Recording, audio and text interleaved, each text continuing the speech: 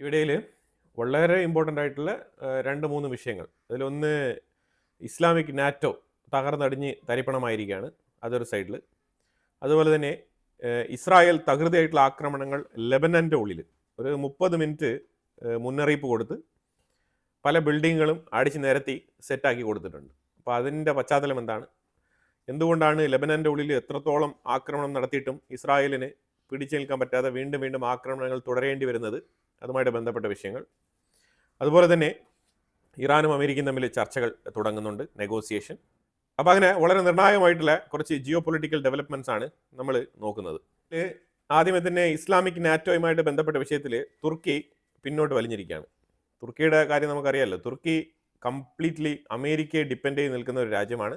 ഇപ്പം നാറ്റോയിൽ അംഗത്വം വഹിക്കുന്ന സാഹചര്യത്തിൽ യൂറോപ്യൻ യൂണിയൻ എന്നെ ഇപ്പോൾ എടുക്കുമോ അല്ലെങ്കിൽ ഇച്ചിരി കഴിഞ്ഞെടുക്കുമോ എന്നുള്ളൊരു ധാരണയിൽ മുന്നോട്ട് പോയിക്കൊണ്ടിരിക്കുന്ന സാഹചര്യത്തിൽ ഏതാണ്ട് റഷ്യ തുർക്കിയുടെ 8ഓളം ഷിപ്പുകളെ അടിച്ച് തകർത്ത് കളഞ്ഞിട്ടുണ്ട് ഈ റഷ്യ ഉക്രൈൻ യുദ്ധത്തിൻ്റെ ഇടയിൽ.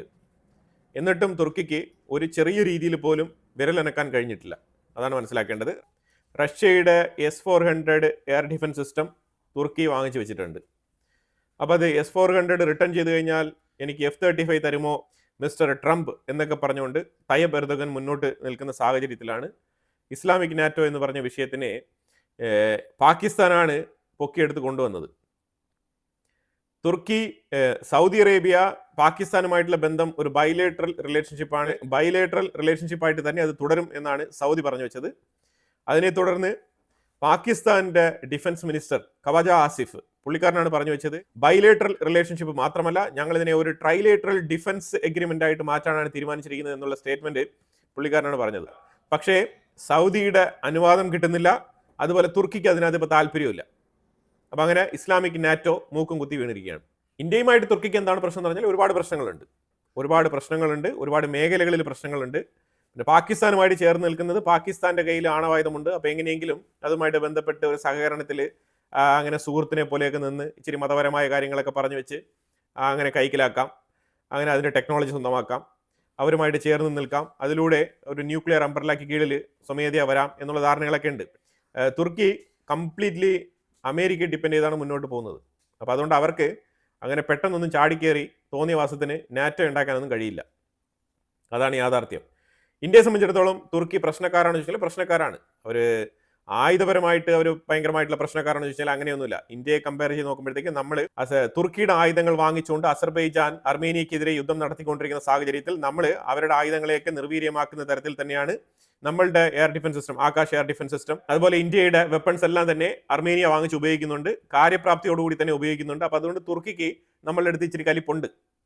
തുർക്കി അങ്ങനെ വലിയ രീതിയിലുള്ള ഡിഫൻസ് മേഖലയിൽ ശക്തി തെളിയിച്ച് മുന്നോട്ട് വരുന്ന ഒരു രാജ്യമല്ല.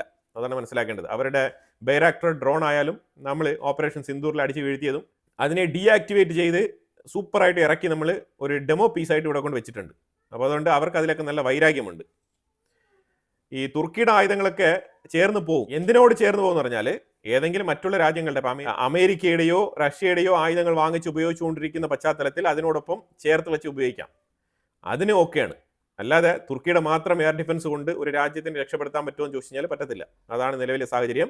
അപ്പോൾ അതുകൊണ്ട് തുർക്കി അവരുടെ വലുപ്പത്തിനും മീതെയുള്ള ഒരു കോൺഫിഡൻസ് ആണ് അവർ പ്രകടിപ്പിക്കുന്നത്. അതുകൊണ്ട് തന്നെയാണ് അവർ പരാജയപ്പെടുന്നത്. പിന്നെ ഒരു വിഷയത്തിൽ നമ്മൾ പേടിക്കേണ്ടതുണ്ട്. അത് തീവ്ര നിലപാടുള്ള ഇസ്ലാമിക ആശയങ്ങൾ പടർത്തിവിട്ട് തീവ്രവാദികളെ പ്രോത്സാഹിപ്പിക്കുന്ന കാര്യത്തിൽ നമ്മൾ തീർച്ചയായിട്ടും തുർക്കിയെ പേടിക്കണം. അതിൽ നമ്മൾ 100% നമ്മൾ പേടിച്ചേ പറ്റൂ. ഇനിയിപ്പോൾ അടുത്ത് നമ്മൾ പറഞ്ഞതുപോലെ തന്നെ ഇസ്താൻബുളിൽ വെച്ചിട്ട് തുർക്കിയിൽ വെച്ചിട്ടുണ്ട് ഇറാന്റെ ഫോറിൻ മിനിസ്റ്റർ അബ്ബാസ് അരക്ചിയും അതുപോലെ സ്റ്റീവ് വിറ്റ്കോഫും തമ്മിലുള്ള കൂടിക്കാഴ്ചയാണ് പ്ലാൻ ചെയ്തിരിക്കുന്നത്. ഖത്തറാണ് ഇതിന് മീഡിയേഷൻ വഹിച്ചത്. മീറ്റിംഗ് ഇസ്താൻബുളിൽ വെച്ച് ആവാം എന്നാണ് പറഞ്ഞിരിക്കുന്നത്. അതിപ്പം നിലവിൽ ഹക്കാൻ ഫിദാൻ തുർക്കിയുടെ ഫോറിൻ മിനിസ്റ്ററാണ് ഏറ്റവും കൂടുതൽ ഇറാനുമായിട്ട് ചർച്ച നടത്തിയത്. അപ്പോൾ ഇറാന്റെ കൺവീനിയൻസ് അനുസരിച്ചാണ് ഇസ്താൻബുളിൽ ചർച്ച ഫിക്സ് ചെയ്തിരിക്കുന്നത്. രണ്ടുപേരും അങ്ങോട്ടും ഇങ്ങോട്ടും ചർച്ചകൾ ഇങ്ങനെ മുന്നോട്ട് പോയിക്കൊണ്ടിരിക്കുന്ന സാഹചര്യത്തിൽ നെഗോസിയേഷൻ പോയിന്റ് ആയിട്ട് തന്നെയാണ് ഇതിനെ കരുതുന്നത്. അപ്പോൾ ഇറാനും ഇപ്പം ചർച്ചയ്ക്ക് സമ്മതിച്ചിട്ടുണ്ട്. അതാണ് ഇപ്പം നമ്മൾ നിലവിൽ മനസ്സിലാക്കുന്ന കാര്യം. പക്ഷേ എന്നിരുന്നാലും സർവൈലൻസ്, അതേപോലെ തന്നെ ആയുധങ്ങൾ ശേഖരിക്കുക, അതേപോലെ കാർഗോ ഷിപ്മെന്റുകൾ ലോഡ് കണക്കിൽ ഷട്ടിൽ വന്ന് ഇറങ്ങിക്കൊണ്ടിരിക്കുകയാണ് മിഡിൽ ഈസ്റ്റിൽ. അതുപോലെ അമേരിക്ക RC-135U എന്ന് പറഞ്ഞ ഒരു റഡാർ കോർഡിനേറ്റ്സ് റിസീവ് ചെയ്യുന്ന ഇലക്ട്രോണിക് വാർഫെയറിന് വളരെ സക്സസ്ഫുൾ ആയിട്ട് ഉപയോഗിക്കത്തക്ക രീതിയിലുള്ള ഒരു എയർക്രാഫ്റ്റ് അൽ ഉദൈദ് എയർബേസിൽ കൊണ്ട് ഇറക്കി വെച്ചിട്ടുണ്ട്. അത് ഇന്ന് കൊണ്ടുവന്ന ഷട്ടിലാണ്. ഇത് ശരിക്കും ഇലക്ട്രോണിക് വാർഫെയർസിലെ മറ്റുള്ള രാജ്യങ്ങളുടെ റഡാർ സിഗ്നലുകളെയൊക്കെ ക്യാപ്ചർ ചെയ്യാൻ സാധിക്കുന്ന തരത്തിലുള്ള ടെക്നോളജി ഇതിലുണ്ട് എന്നാണ് അമേരിക്ക അവകാശപ്പെടുന്നത്. അതിൻ്റെ രഹസ്യങ്ങളും കാര്യങ്ങളൊക്കെ അവർക്കേ അറിയാവൂ. ഈ RC-135U എന്ന് പറയുന്നത് ഇമാതിരിപ്പെട്ട തേർഡ് പാർട്ടി കോർഡിനേറ്റ്സ് ഒക്കെ റിസീവ് ചെയ്യാനുള്ള കപ്പാസിറ്റി ഉള്ള ഒരു എയർക്രാഫ്റ്റ് ആണെന്നാണ് പറയുന്നത്. അപ്പോൾ അമേരിക്കയുടെ ഉള്ളിൽ ഒരു കൂട്ടർക്ക് ഈ ഇറാനുമായിട്ട് നടത്തുന്ന നെഗോസിയേഷനിൽ വലിയ താല്പര്യമില്ല.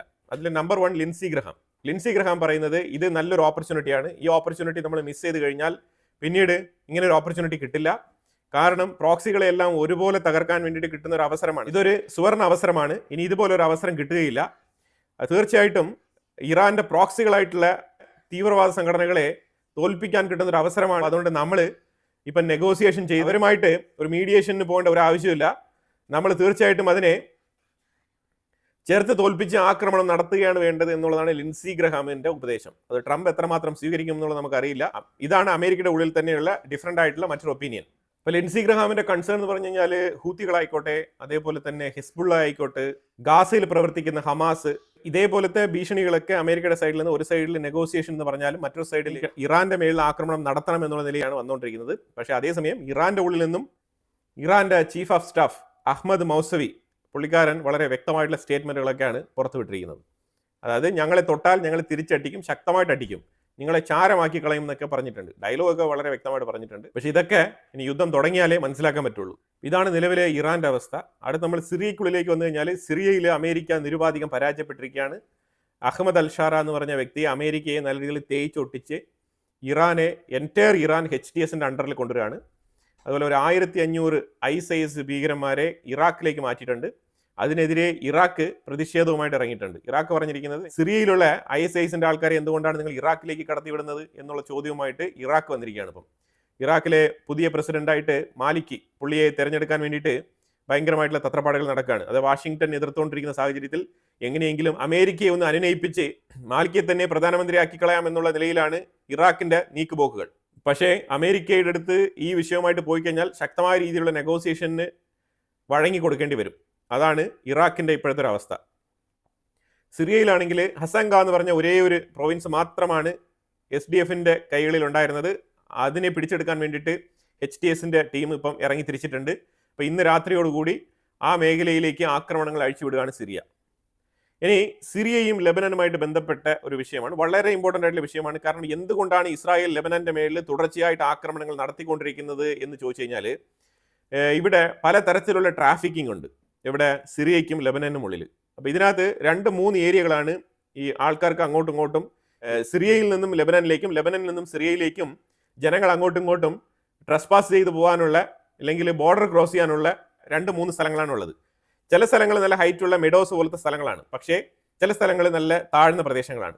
അപ്പോൾ ഇപ്പം ഏറ്റവും കൂടുതൽ താഴ്ന്ന പ്രദേശങ്ങളാണ്, അതായത് ആയുധങ്ങൾ കടത്താനും മരുന്ന് കടത്താനും, മരുന്ന് മീൻസ് മയക്കമരുന്ന് കടത്താനും, അതുപോലെ മറ്റുള്ള ഓയിൽ കടത്താനും ഇമാതിരിയുള്ള കാര്യങ്ങൾക്കൊക്കെ ഉപയോഗിക്കുന്നത്. അതായത് നോർത്തേൺ ഇസ്രായേൽ, സദൺ ലെബനാൻ, ആ രണ്ടും കൂടി ഇരിക്കുന്ന ആ ഒരു പോർഷനിൽ ഇസ്രായേൽ ശക്തമായിട്ട് തന്നെ അവരുടെ സെക്യൂരിറ്റി സിസ്റ്റം ഉറപ്പുവരുത്തിയിരിക്കുന്നത് കൊണ്ടും ഇപ്പുറത്തെ സിറിയയുടെ സൈഡിൽ ഗോലാൻ ഹെറ്റ്സ് വരെയുള്ള പ്രദേശങ്ങൾ, ഹെർമോൺ മലനിരകൾ വരെ ഇസ്രായേൽ കൈക്കലാക്കി വെച്ചിരിക്കുന്നത് കൊണ്ടും ഇസ്രായേലിന് നല്ല വിസിബിലിറ്റി ഉണ്ട്. കാരണം ഇസ്രായേൽ ഉയർന്ന പ്രദേശത്താണ് അവരുടെ സെക്യൂരിറ്റി സ്റ്റേഷൻ സ്ഥാപിച്ചിരിക്കുന്നത്. അവർക്ക് ഇതെല്ലാം വിശദമായിട്ട് കാണാം. പക്ഷേ ഹെർമോൺ മലനിരകൾക്ക് അപ്പുറത്തായിട്ട് ലെബനൻ സിറിയ ബോർഡർ ഷെയർ ചെയ്യുന്നതിൻ്റെ താഴ്ന്ന പ്രദേശം, ഈ താഴ്ന്ന പ്രദേശം അവർ പറയുന്ന ഒരു ഏരിയ ഒരു വാദി ഏരിയയാണ്. വാദി എന്ന് പറയുമ്പോഴത്തേക്കും ചെറിയ തടാകങ്ങളൊക്കെയുള്ള ഒരു ചതുപ്പ് പ്രദേശമാണ്.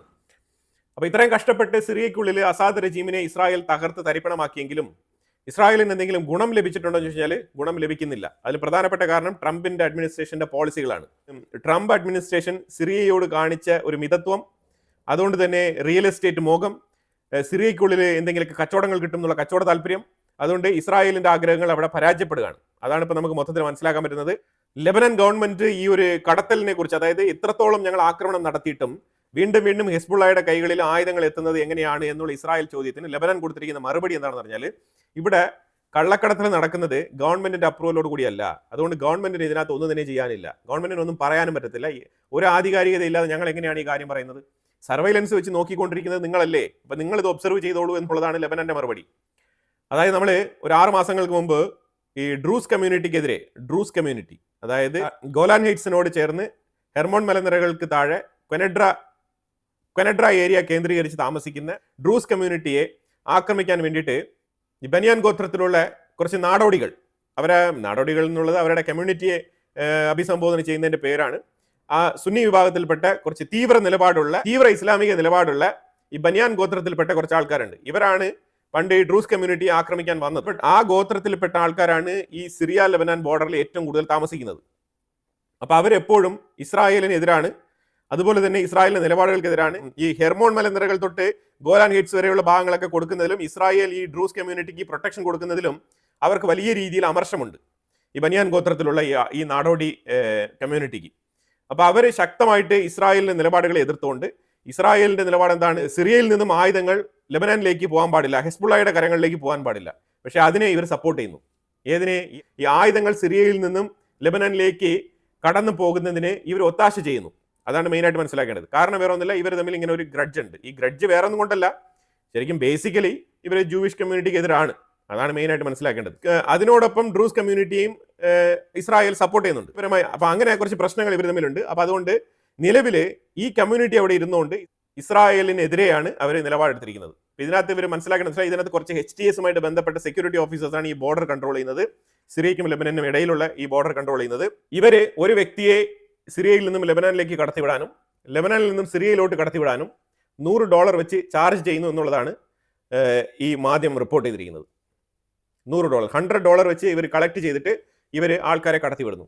ഈ $100 കൊടുത്ത് കടന്നു പോകുന്ന വ്യക്തി എന്ത് കൊണ്ടുപോകുന്നു എന്നുള്ളത് അവരെ സംബന്ധിച്ചിടത്തോളം ഒരു വിഷയമേ അല്ല എന്നുള്ളതാണ്.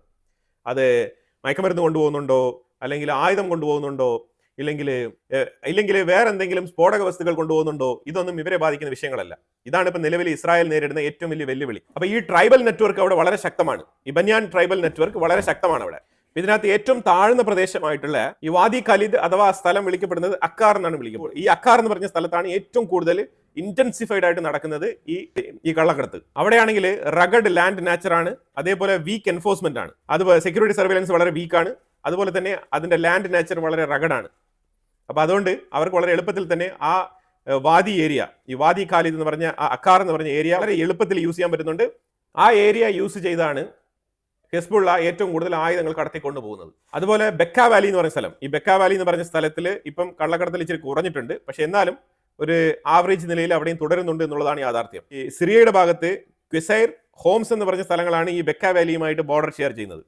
അപ്പൊ അവിടെ ഏറ്റവും കൂടുതൽ HTS അവരുടെ സെക്യൂരിറ്റി സർവൈലൻസ് ശക്തിപ്പെടുത്തിയിട്ടുണ്ട്. പക്ഷേ അവിടെയും ആൾക്കാർ ഇതേപോലെ $100 വാങ്ങിച്ചിട്ട് കടത്തി വിടുന്നു എന്നുള്ളതാണ് പൊതുവിൽ മനസ്സിലാക്കാൻ പറ്റുന്നത്. പിന്നെ ഈ ഹെർമൽ എന്ന് പറഞ്ഞ ഈ ഹെർമോൺ മലനിരകൾ, ആ ഏരിയയിലാണ് ഏറ്റവും കൂടുതൽ സെക്യൂരിറ്റി സർവൈലൻസ് സ്ട്രോങ് ആയിട്ടുള്ളത്. ആ ഏരിയയിൽ പൂർണ്ണമായിട്ടും ഒരു രീതിയിലുള്ള ആയുധക്കടത്തും അതിലേ നടക്കുന്നില്ല. മിഡിൽ ഈസ്റ്റിൽ ഇസ്രായേലും ലെബനാനുമായിട്ട് ബന്ധപ്പെട്ട വിഷയങ്ങളൊക്കെ ഇങ്ങനെ തുടരുന്ന സാഹചര്യത്തിൽ ഇന്ത്യക്കാണെങ്കിൽ ഒരു ജാക്ക്പോട്ട് തന്നെ പറയാം. ഇന്ത്യ ഇത്രയും കാലം അമേരിക്കയുമായിട്ട് താരിഫുമായിട്ട് ബന്ധപ്പെട്ട തർക്കത്തിലായിരുന്നു. അപ്പോൾ ആ തർക്കത്തിനെല്ലാം തന്നെ ഇപ്പം വിരാമമായിരിക്കുകയാണ്. ഏതാണ്ട് ഇന്ത്യയുടെ 50% താരിഫ് അമേരിക്ക 18% വെട്ടിക്കുറച്ചിരിക്കുകയാണ്. അമേരിക്കയിൽ ട്രംപാണ് ആദ്യമായിട്ട് ട്രൂത്ത് സോഷ്യൽ മീഡിയയിൽ ഇതിനെക്കുറിച്ച് എഴുതിയത്. അത് കഴിഞ്ഞിട്ട് കുറച്ച് ലേറ്റ് ആയിട്ടാണ് ഇന്ത്യൻ സൈഡിൽ നിന്നും മോദി ഇതിനെക്കുറിച്ച് ട്വീറ്റ് ചെയ്തത്.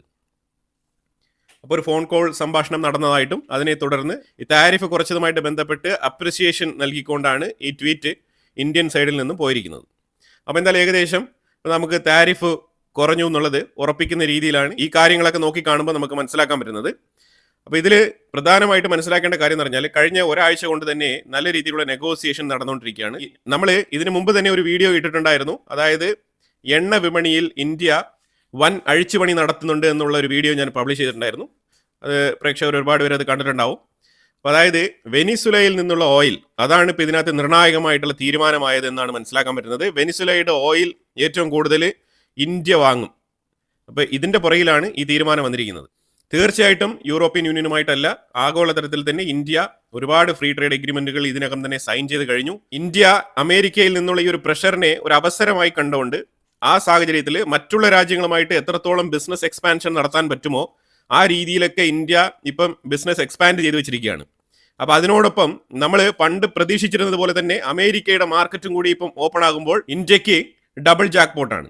അപ്പോൾ ആഗോളതലത്തിൽ ഗ്ലോബലി തന്നെ ഇന്ത്യക്ക് ഒരു വൈഡർ മാർക്കറ്റ് സ്പേസ് ഇപ്പം ഓപ്പൺ ആവുകയാണ്. ഇത് ശരിക്കും ഇന്ത്യയുടെ വികസിത് ഭാരത് 2047 എന്ന് പറഞ്ഞ ആ ഒരു എയിമിലേക്ക് നടന്നെടുക്കാൻ കുറച്ചുകൂടെ എളുപ്പമാവുകയാണ്.